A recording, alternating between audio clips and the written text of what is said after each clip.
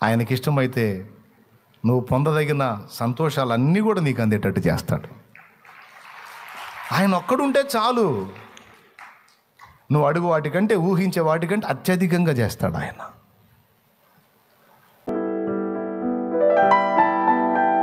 సేవకులు ఇంతే చెబుతారు, మనం లోకాన్ని ఎంజాయ్ చేయాలి, అనుభవించాలి, వాగులో పడాలి, ఇలాంటి పనికిమాలిన మాటలు మాట్లాడుకోకూడదు. సేవకులు ఇంతే చెబుతారు కదా, సేవకులుగా చెప్పి దేవుడు చెబుతున్నాడు, నన్ను కోరుకుంటే ధన్యుడివి, ధన్యురాలివి. కానీ సొలొమోను అది పక్కన పెట్టేశాడు. చివరికి ఏమన్నాడు? వ్యర్థం అన్నాడు. దేవుడు మళ్ళీ మనోనేత్రాలు వెలిగించిన తర్వాత ఇక దేవుని వైపు తిరిగి కొన్ని సామెతలు, పరమగీతము, ఈ అనుభవాల్లోంచి ప్రసంగి. ఇప్పుడు ఒక చిన్న మాట చెప్తా. ఈ స్టార్టింగ్ మొదటి అధ్యాయం, 2 అధ్యాయం, 3 అన్నీ వ్యర్థం వ్యర్థం వ్యర్థం వ్యర్థం వ్యర్థం అని చెప్పుకుంటూ వచ్చి చివరికి ఏం చెబుతాడో తెలుసా? దేవుని యందు భయభక్తులు కలిగి ఉండటమే ఉత్తమం అంటాడు. చూద్దాం, చూడండి ఆఖరి మాట.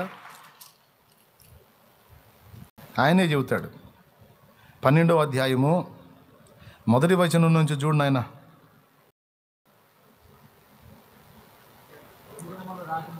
దుర్దినములు రాకముందే ఇప్పుడు వీటి యందు నాకు సంతోషము లేదని నీవు చెప్పు. సంవత్సరములు రాకముందే, తేజస్సునకు సూర్య చంద్ర నక్షత్రములకు చీకటి కమ్మకముందే, వాన వెలిసిన తరువాత మేఘములు మరలా రాకముందే, నీ బాల్య దినముల యందే నీ సృష్టికర్తను స్మరణకు తెచ్చుకో అన్నాడు. ఏం మాట అండి! ఆ దినమున బలిష్ఠులు వంగుదురు. బలిష్ఠులు ఎవరు? కాళ్ళు వంగిపోతాయి. ఏమండి? ఆ దినమున ఇంటికి కావలివారు వణుకుదురు, బలిష్ఠులు వంగుదురు. కావలివారు చేతులు, బలిష్ఠులు కాళ్ళు. విసరువారు కొద్దిమంది కూడా చేత పని చాలించుకుందరు, అంటే పళ్ళు. ఏ పదార్థమైనా సరే నోట్లో వేసి అటు ఇటు తిప్పి 2 ఇసురులు విసిరి నవిలి మింగేస్తాం. విసిరేవాళ్ళు ఎవరు? ఏ పదార్థం వేసినా మొత్తం పిండి పిండి చేసేది పళ్ళు. విసరవారు కొద్దిమంది అగుడు చేత పని సాలించుకుందరు. అంటే ఏంది? ఇప్పుడు పళ్ళు ఊడిపోయిన పెద్దవాళ్ళకి నువ్వు మాంసం మొక్క పెడతాను, చప్పరించడం తప్ప నవలతి కాదు. ఇక పంజాలిచ్చారు అక్కడ నుంచి, అది వర్ణించుకుంటే అదే వచ్చేది. విసరువారు కొద్దిమంది కూడా చేత పని చాలించుకుందరు. కిటికీలలో గుండా చూచువారు కానలేక ఎందుకంటే కళ్ళు. తిరగటి రాళ్ల ధ్వని తగ్గిపోవనంటే చెవులు వినపడవు. వీధి తలుపులు ముయ్యబడినంటే నోరు.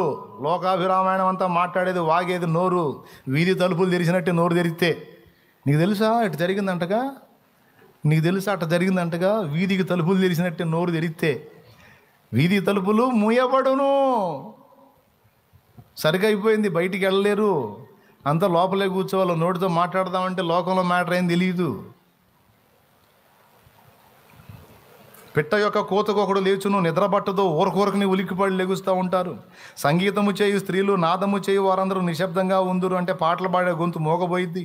ఎత్తు చోట్లకు భయపడుదురు. కాళ్ళు లెగిస్తే ఎగిరి గంతేసి దాటి వెళ్ళిపోతారు. కాళ్ళు లేకపోతే భయపడకేం చేస్తారు? మార్గముల యందు భయంకరమైనవి కనబడును. సడన్గా లేచి ఏందో ఎక్కడికో పోతున్నావు, నాకేందేందో కనపడుతుంది, పోయినోళ్ళు కనపడుతున్నారు, ఉలిక్కిపడి లెగుస్తారు.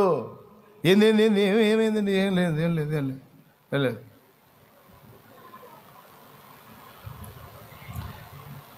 బాదం వృక్షం పువ్వులు పూయును. మిడత బరువుగా ఉండును, కొద్ది బరువు కూడా ఎత్తలేరు. బాదం వృక్షం పువ్వులు పూయనంటే తల తెలుపైపోతుంది. ఈ మ్యాటర్ అంతా చెబుతూ కిందికి వచ్చేటప్పటికి ఏలయనగా ఒకడు నిత్యమైన ఉనికి పట్టునకు పోవుచున్నాడు అంటాడు. ఒకనాటికి ఎంత యంగ్స్టర్ అయినా ఈ అనుభవాల్లోకి వెళ్ళాలి నానా. ముందున్న ముసలాళ్ళని చూసి వెకిలిన వాళ్ళని అవ్వాకనైనా వాళ్ళ కాళ్ళు బెండ్ అయినాయి అని నువ్వు అవ్వాకనైనా నెక్స్ట్ నీ కాళ్ళు బెండ్ అవుతాయి. కింద పండిన ఆకు రాలితే పైన ఉన్న ఆకు పకపక నవ్విందట. రాలిపడింది ఏమంది? ఇప్పుడు నా టైం వచ్చి నేను రాలిపడ్డాను, ఇప్పుడు నువ్వు కాస్త పచ్చగా ఉన్నావు, నీ సరిగా అయిపోయింది, నువ్వు కూడా రాలుతావులే ఆగా. ఇది జీవితం, ఇది సత్యం, ఇది వాస్తవం. కాబట్టి ఎలారా చివరికి జ్ఞానం తెచ్చుకున్న సొలొమోను ఏమన్నాడంటే, బాల్య దినముల యందే సృష్టికర్తను స్మరణకు తెచ్చుకో. యవనుడా, నీ యవనమందు సంతోషపడు, నీ ఇష్టం వచ్చినట్టు చెయ్యి, నీ ఇష్టం వచ్చినట్టు ఊరేగు, నిన్నెవడాపడు, నీకెవరు అడ్డు చెప్పరు, నీ ఇష్టం. అయితే ఒక్కటి, ఎట్లా ఊరేగావో దీనంతటిని బట్టి ఒకరోజు నిన్ను దేవుడు తీర్పులోకి తెస్తాడన్నాడు 11 ముగింపులో. అంటే ఏం చెప్పుకొస్తున్నాడు? జడ్జిమెంట్ ఉంది, జాగ్రత్త అన్నాడు. ఎప్పుడో సరుకు అయిపోయినాక దేవుడా, అమ్మా యేసయ్యా స్తోత్రం అని సరుకు అయిపోయినాక కాదు, బాల్య జన్మల నుండే అనటం నేర్చుకో, ధ్యానించడం నేర్చుకో, జ్ఞాపకం చేసుకోవటం నేర్చుకో, స్మరణకు తెచ్చుకో అన్నాడు. ఈ రెండిటితో పాటు చివర్లో ఏమన్నాడో చూడు. ఇదంతయు వినిన తరువాత తేలిన ఫలితార్థం ఇదే: దేవుని యందు భయభక్తులు కలిగి ఉండి ఆయన కట్టడలను అనుసరించి నడుచుచుండవలెను. మానవ కోటికి ఇదియే విధి. చూసారా, వచనం చెప్పలేదు విజయన్న, 13వ వచనం చూడండి. గూఢమైన ప్రతి అంశమును గూర్చి ఇదంతయు వినిన తరువాత తేలిన ఫలితార్థం ఇదే: దేవుని యందు భయభక్తులు కలిగి ఉండి ఆయన కట్టడలను అనుసరించి నడుచుచుండవలెను. మానవ కోటికి ఇదియే విధి. గూఢమైన ప్రతి అంశమును గూర్చి దేవుడు విమర్శ చేయునప్పుడు ఆయన ప్రతి క్రియను, అది మంచిదే గాని చెడ్డదే గాని, తీర్పులోనికి తెచ్చును అన్నాడు. భలే ముగింపు. ప్రిలారా,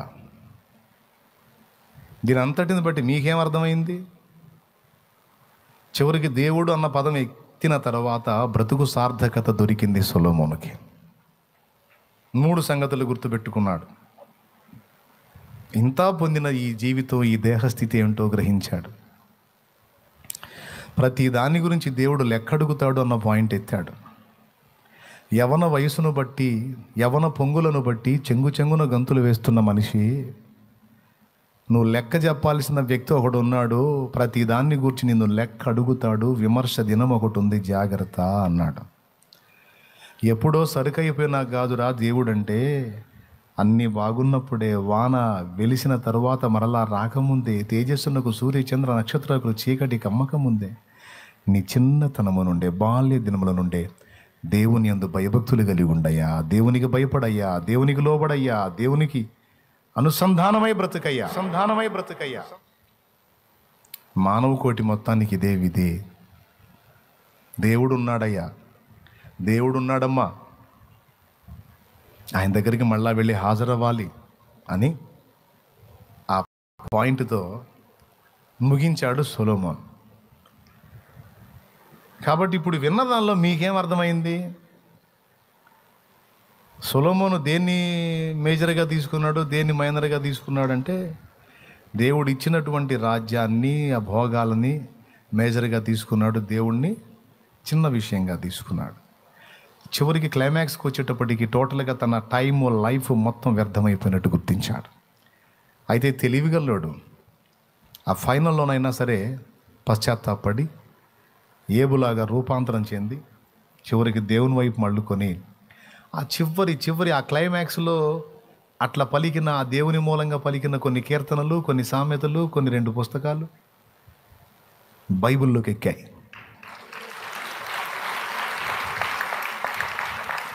అదే మొట్టమొదటి నుంచి దావీదులాగా లైన్లో ఉన్నట్టయితే బైబిల్లో ఇంకెన్ని వచ్చాయో సొలొమోని. కానీ ఏం చేద్దాం, ఈ కీర్తనలు రాయటం ఆపేసి వాళ్ళతో కీర్తనలు పాడాడు. అప్పుడు బుర్ర ఇంకో కీర్తన పాడింది. అది విషయం. దేవుడితో డ్యూయెట్లు పాడాల్సింది పోగొట్టి లేడీస్తో డ్యూయెట్లు పాడాడు. అట్ట అయిపోయాడు చివరికి. భక్తులైన వాళ్ళు, దేవుణ్ణి ప్రేమించేవాళ్ళు, దేవుడు చాలనుకున్న వాళ్ళు, ఏదైనా నేను పొందాలనుకుంటే అది నా దేవుడే ఇస్తాడు, నా దేవుడు ఇచ్చేంత వరకు దేవునికి స్తోత్రం నేను నిరీక్షిస్తా. నేను పదార్థం తినాలనుకున్నా, నా తండ్రి చిత్తం అయితే ఆయనే పెడతాడు నాకు, నేను తింటా, ఆయన ఇచ్చినప్పుడే తింటా. నేను మంచి బట్ట కట్టాలి, ఆయన ఇచ్చినప్పుడే కడతా, అప్పుడు దాకా చినిగిందాము, నేను ఏదో నడుస్తుంది. నా దేవుడు ఉన్నాడు. దేవునితో పాడుకున్నారు భక్తులు. మన బంధము అనుబంధము విడదీయగలరా,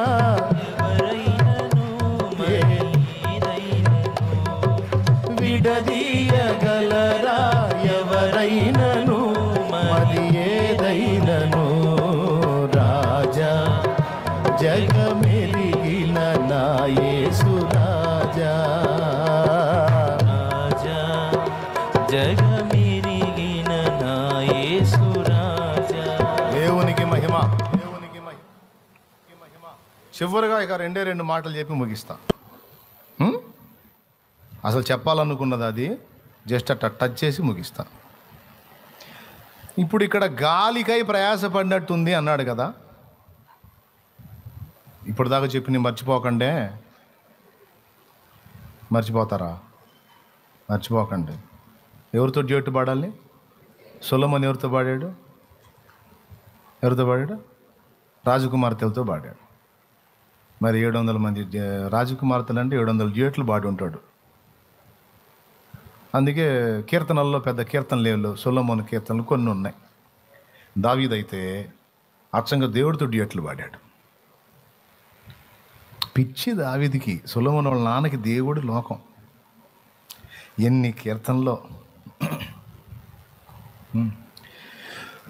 నీ దోషములన్నిటినీ క్షమించువాడు, నీ పాపములన్నిటినీ ఆరద్రోలువాడు. నీ దోషములన్నిటినీ క్షమించువాడు, నీ పాపములన్నిటినీ ఆరద్రోలువాడు. పరమ వైద్యుడు ప్రభు యేసుడు, పరమ వైద్యుడు ప్రభు యేసుడు. పరిశుద్ధ నామమును సన్నుతించుమా, పరిశుద్ధ నామమును సన్నుతించుమా. ఆ ఆ ఆ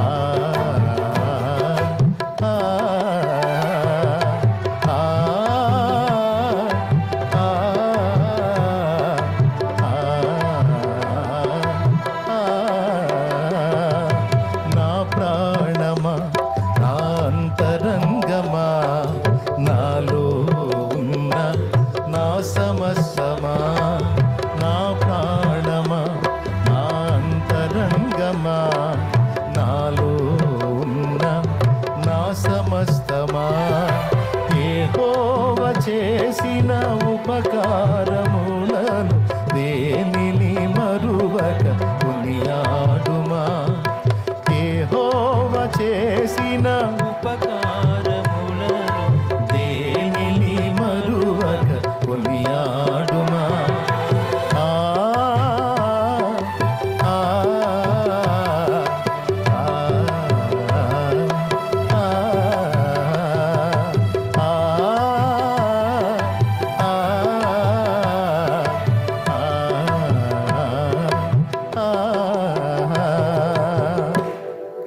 ఓ ఎన్ని పాటలు భక్తులు రాసిన పాటల్లో చాలా వరకు దావీదు కీర్తనలో లింక్ అయి ఉంటాయి. పచ్చిక గల చోట్ల 23వ కీర్తన. ఎక్కలేని ఎత్తైన కొండ ఎక్కించుమునను పరిశుద్ధ కొండ. 60వ కీర్తన 61వ కీర్తనలో ఉంటుంది. చాలా కీర్తనలు సొలొమోను వాళ్ళ నాన్న దేవుడు పిచ్చివాడు. యెహోవా మందిరమునకు వెళ్ళుదమని జనులు పలుకగా నేను సంతోషించి తిని. ఇంకా ఉన్నాయి, చాలా ఉన్నాయి. పాడేదా? తెల్లారిద్దిలే. అన్ని రాశాడు మరి ఆయన. ఆయనకి ఏడుపు వస్తే పాటే, భయం వేస్తే పాటే, సంతోషం వస్తే పాటే, ప్రశ్న వస్తే పాటే, అనుమానం వస్తే పాటే, ఆవేశం వచ్చినా పాటే.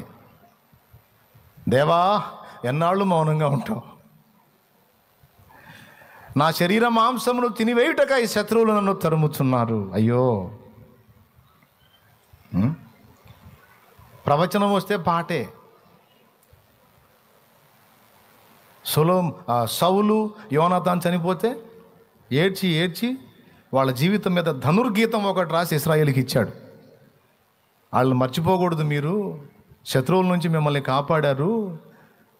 రాజైన సౌలు, ఆయన కుమారుడైన సొలొమోను మళ్ళీ దావీదును చంపాలనుకున్నాడు ఆ సౌలు.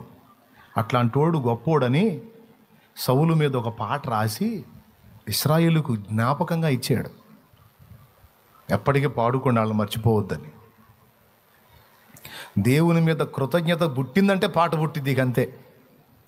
దేవా, ఇంతగా నన్ను హెచ్చించుటకు, ఈ స్థితిలో నన్ను చుటకు, ఇంతగా నన్ను హెచ్చించుటకు, ఈ స్థితిలో నన్ను చుటకు, ఎంతటి వాడను నేను.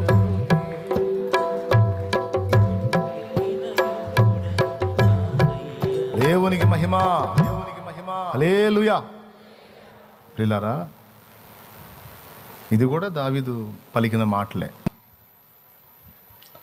కాబట్టి ఇవన్నీ కలిపి దేవుణ్ణి అంతగా ప్రేమించినోడు, ఆ దేవుణ్ణి పొందుకున్నోడు దేవునితో పాటు ఈ లోకాన్ని పొందాడు, సంతానాన్ని పొందాడు, సమృద్ధిని పొందాడు, సాక్ష్యాన్ని పొందాడు. ఎంత గొప్ప ధన్యత పొందుకున్నాడంటే ఆ దేవుడే మనిషిగా భూమి మీద పుట్టి ఆ దావీదుకి కుమారుడు అనిపించుకోవడానికి ఇష్టపడ్డాడు.